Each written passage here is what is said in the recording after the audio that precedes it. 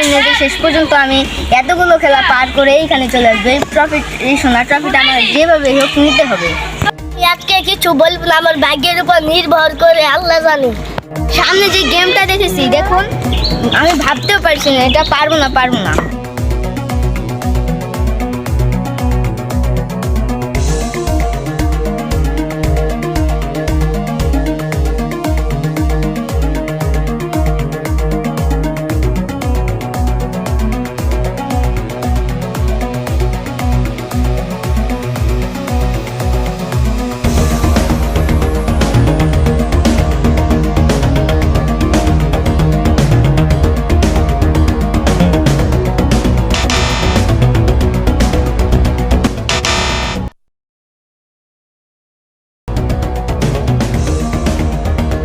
ও যে সময় এলিমিনেট হয়ে গেল সেই সময় আমার ভিতরে একটা আশা জেগেছিল যে আমি জিতবই।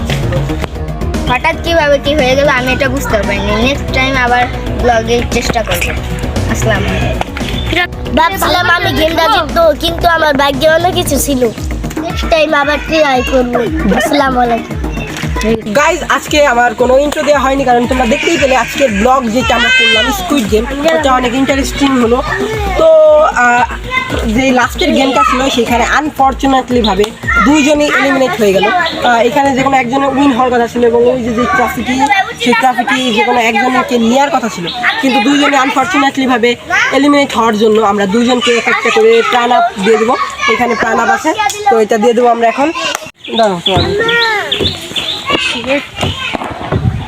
তা কষ্ট পাও না, এর পরের বার তোমাদের আবার আমার ব্লগে আনবো এবং তোমাদের আরো কঠিন চ্যালেঞ্জ দেবো, ঠিক আছে? এইরকমই ইন্টারেস্টিং ব্লগ পেতে আমাদের চ্যানেলটি এখনই সাবস্ক্রাইব করে রাখো। তো দেখা হবে পরের ব্লগে, ততক্ষণ পর্যন্ত বাই।